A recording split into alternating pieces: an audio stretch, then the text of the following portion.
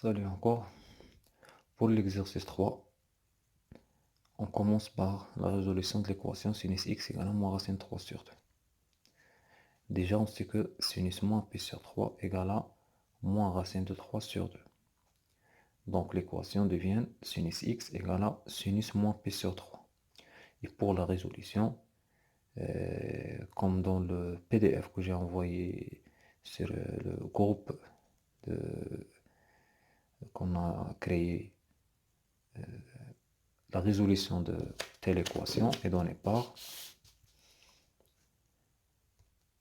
l'équation sinus x égale à sinus alpha a pour solution x égale à alpha plus 2k pi ou x égale à pi moins alpha plus 2k pi. C'est juste un rappel, il faut apprendre ces méthodes de résolution.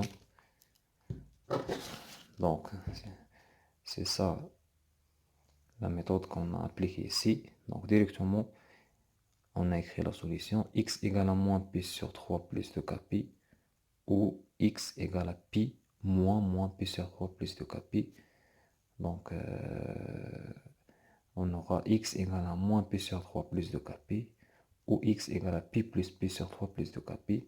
Et finalement la solution sur R est donnée par l'ensemble moins pi sur 3 pi plus 2k pi et 4 pi sur 3 plus 2k pi avec k appartenant à un 7.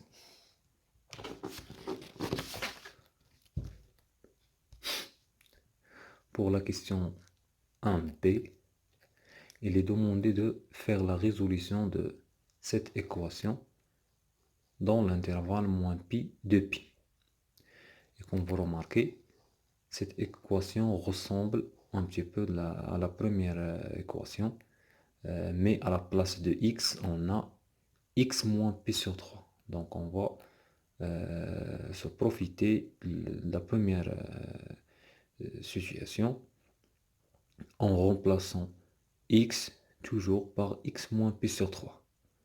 Donc directement, comme vous remarquez ici, je vais remplacer ce x par x moins pi sur 3 et je continue la résolution dans cette situation.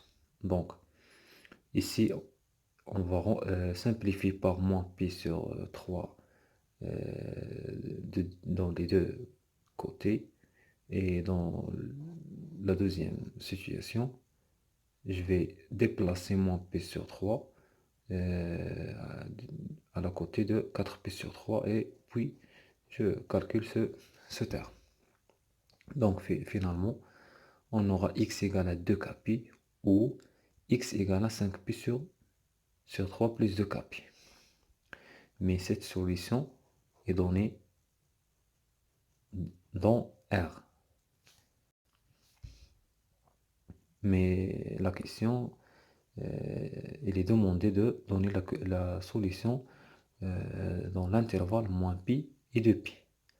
Et pour cela, il suffit de trouver k ici et k ici qui nous donnent les solutions ou bien qui nous donnent les x qui se trouvent dans l'intervalle moins pi de pi. Et la méthode, pareil ce qu'on a déjà vu, c'est de faire l'encadrement de k et puis remplacer k dans ces deux formules-là et trouver les x convenables. Donc pour la première situation, je vais encadrer 2k pi ici dans moins pi de pi. Et pour la deuxième situation, je vais encadrer 5 pi sur 3 plus 2k pi entre moins pi et 2 pi. Et directement ici, on remarque que pi se trouve dans tous les termes de cette inégalité. Donc on peut simplifier par pi et de même dans cette situation. Après calculer encadrement, on trouve k dans la première situation compris entre moins 1 demi et 1. Ici entre moins 8 sur 6 et 1 sur 6. Donc pour la première situation, K se trouve entre moins 0,5 et 1. Et la seule valeur relative, c'est 0. Donc je reviens à la partie convenable à ce encadrement. Donc je remplace K ici par 0. Donc la solution pour cette situation, c'est 0. C'est la seule solution qui se trouve dans moins pi de pi. C'est seulement pour ce premier cas. Puis, pour le deuxième cas, on a trouvé l'entier K compris entre moins 1,33 et 0,16. Et dans cet intervalle, on a deux entiers relatifs, c'est moins 1 et 0. Donc je reviens à la formule de départ et je vais remplacer K par moins 1 et K par 0 et trouver les valeurs comprises entre moins pi et 2pi. Donc on voit ici, dans la première situation, je remplace x par 0, k par 0, je trouve x égale à 0. Et dans la deuxième situation, je remplace k par moins 1, et je trouve 5pi sur 3 moins 2pi. Et k par 0, je trouve 5pi sur 3. Et voilà les solutions, c'est 0 et moins pi sur 3. Et j'ai écrit ici 5pi sur 3, mais je l'ai éliminé. J'ai écrit seulement ces deux valeurs parce que moins pi sur 3, c'est la valeur principale de celle-là. Donc il suffit d'écrire ces deux solutions.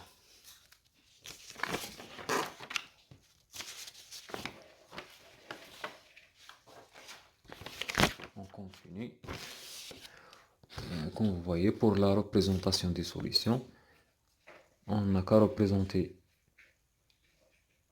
x égale à 0, donc c'est la première solution, et moins pi sur 3. Bien sûr, moins pi sur 3, il est congru à 5pi sur 3 modulo de pi. Donc les deux valeurs à représenter sont 0 et moins pi sur 3. On passe à la deuxième question. Pour A, il est demandé de résoudre l'équation tangente x égale à racine de 3.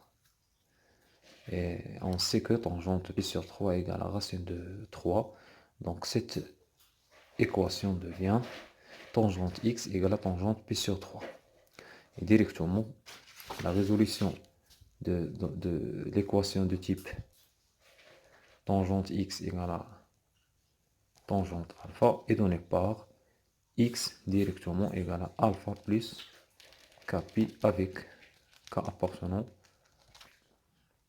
à z. Comme vous voyez ici, j'écris directement la solution, c'est pi sur 3 plus kpi.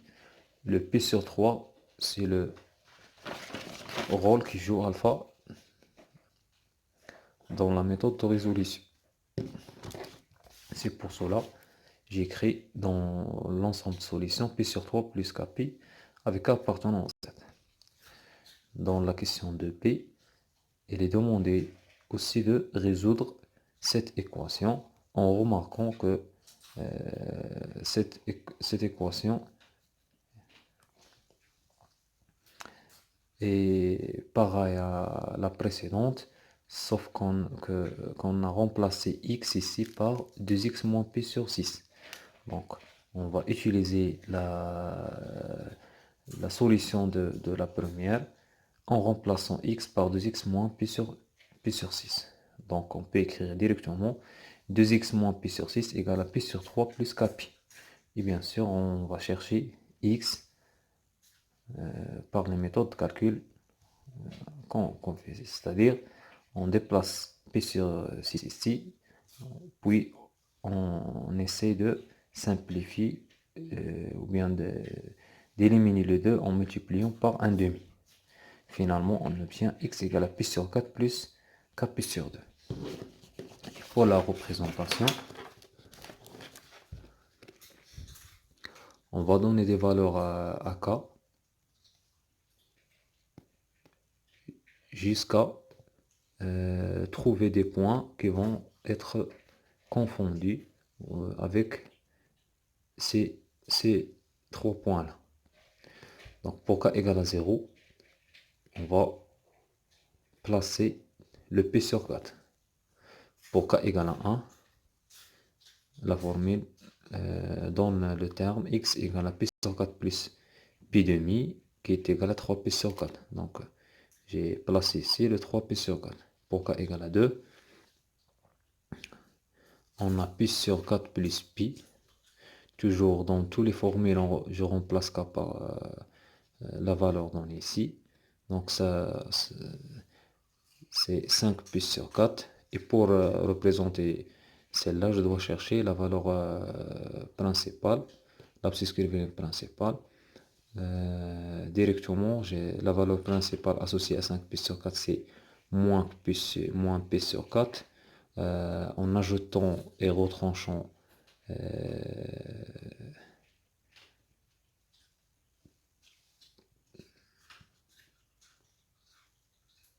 en ajoutant et retranchant 3 pi. Donc c'est pas moins pi sur 4, c'est moins 3 pi sur 4. Donc ça donne 8 pi sur 4, c'est 2 pi, moins 3 pi sur 4. Donc ici, la valeur c'est moins 3 pi sur 4.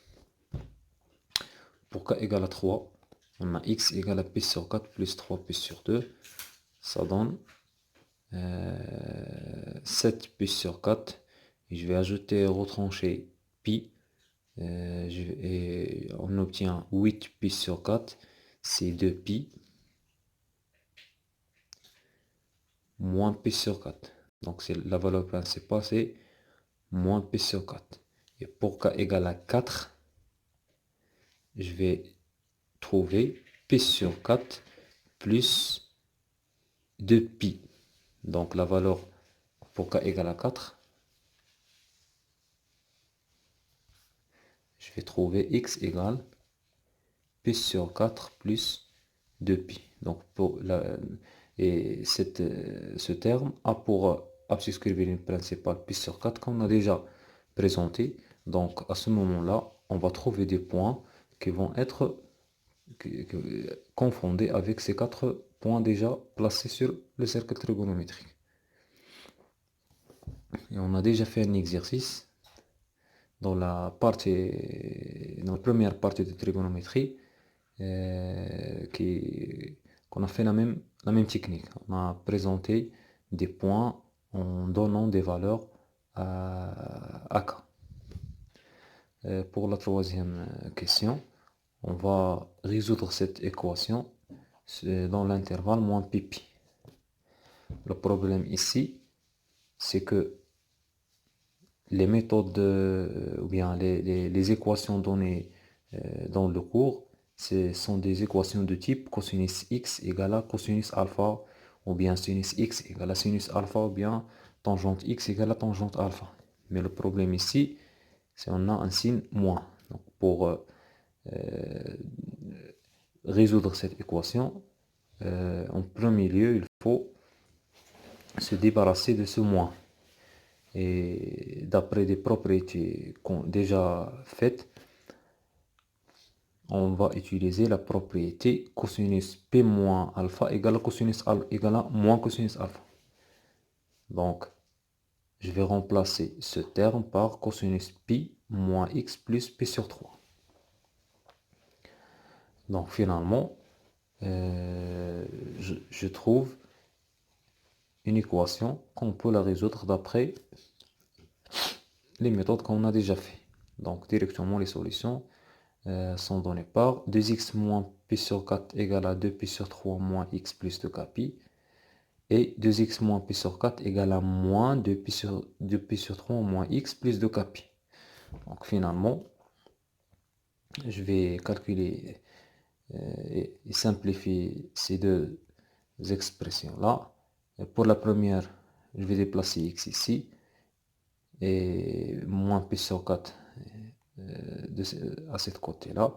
Je vais calculer ces termes-là. Dans la deuxième situation, je vais simplifier par x des deux côtés. et je retrouve x égale à pi sur 4 moins 2pi sur 3. Donc finalement, je trouve 3x égale à 11pi sur 12 plus 2kp, ou x égale à moins 3pi sur 12 plus 2kp.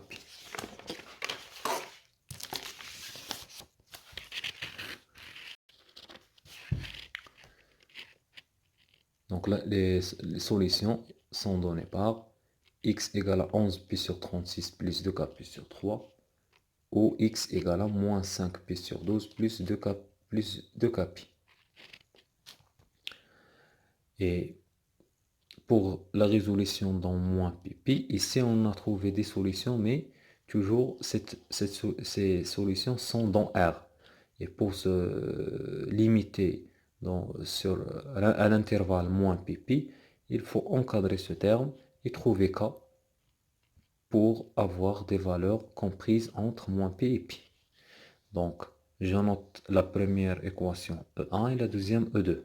Et j'encadre ce terme pour avoir le cas. Donc, la méthode d'encadrement, on a déjà fait beaucoup d'exemples.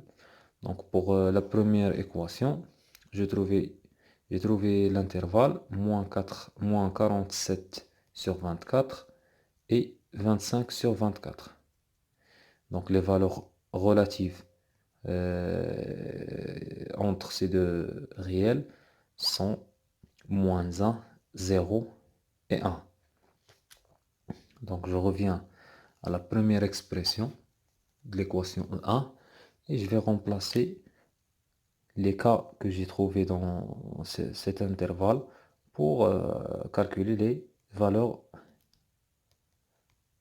comprises entre moins pi et pi. Donc les valeurs sont moins 13pi sur 6 sur 36, ici pour k égale à moins 1, et 11pi sur 36 pour k égale à 0, et 35pi sur 36 pour k égale à 1.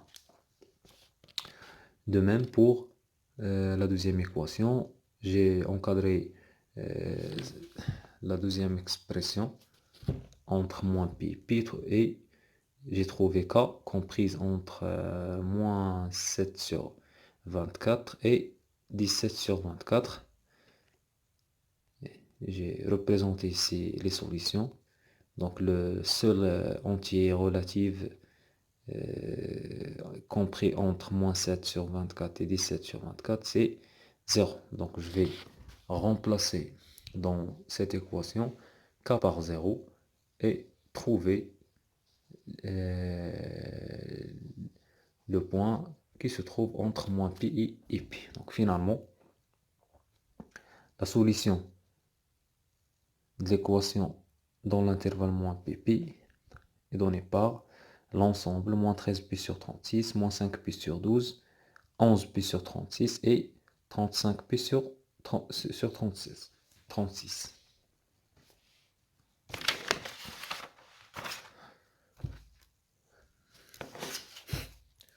Pour la question 4, il est demandé de résoudre ces deux équations.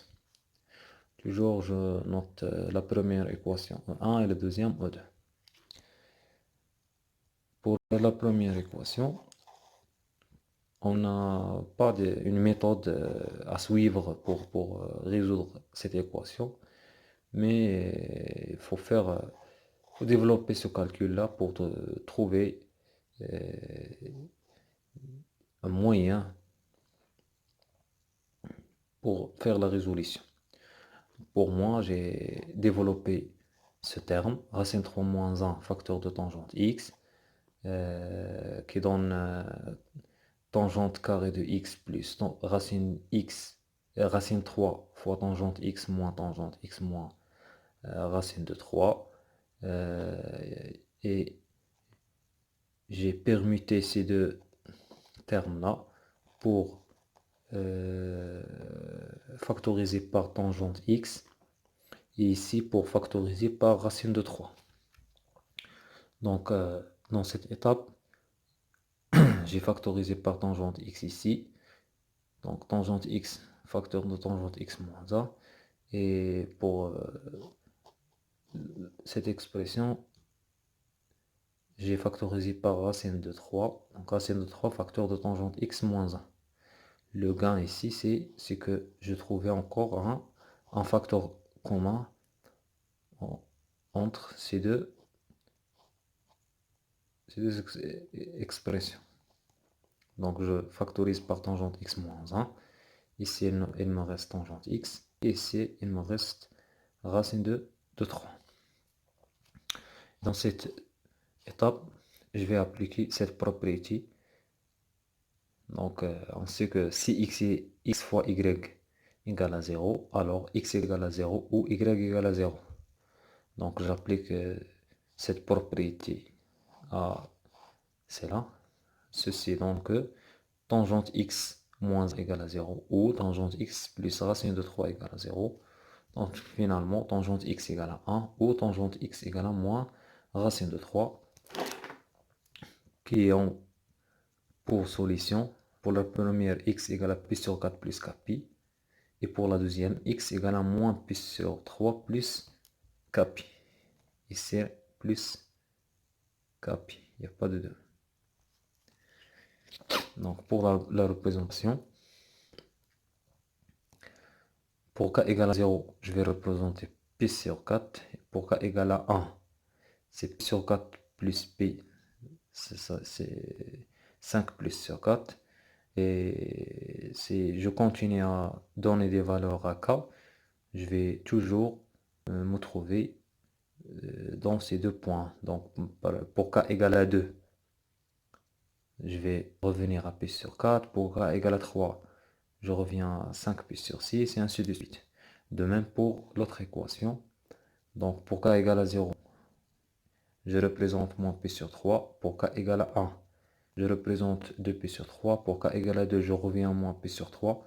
Donc les solutions à représenter sont ces 4 points. Et chaque point il est congrue à une solution modulo de pi. De même, pour la dernière équation, 2 cosinus de x moins 7 cosinus de x plus 3. Donc il faut chercher à développer un terme pour faire une factorisation. Ici, je remarque que si je développe moins 7 cos de x en moins 6 cos de x moins cos de x, j'obtiens ainsi un facteur commun, c'est 2 cos x. Donc je factorise ici par 2 cos de x. Donc 2 cos de x, facteur de cos de x moins 3. Et ici, il me reste cos de x moins 3 en factorisant par moins 1. Et comme vous remarquez ici, j'ai un facteur commun entre ces deux expressions. Donc, à nouveau, je factorise par cosinus de x moins 3, qui est facteur de 2 cosinus de x et moins 1. Finalement, pareil à la situation précédente, ceci entraîne que cosinus de x moins 3 égale à 0 ou 2 cosinus de x moins 1 égale à 0. Et finalement, cosinus de x égale à 3. Et pour ceci, cosinus de x égale à 1,5. Cette équation n'admet pas de solution parce que 3 n'appartient pas à l'intervalle moins 1, 1. Et pour cela, on sait que 1,5 c'est cosinus pi sur 3. Donc je donne la solution de cette équation, c'est 2x égale à pi sur 3 plus 2kpi, ou 2x égale à pi sur 3 plus 2kpi. Finalement, x égale à pi sur 6 plus kpi, ou x égale à pi sur 6 plus kpi. Pour la représentation, pour la première, pour k égale à 0, j'obtiens pi sur 6, voilà sa représentation. Pour k égale à 1, ça donne 7 pi sur 6.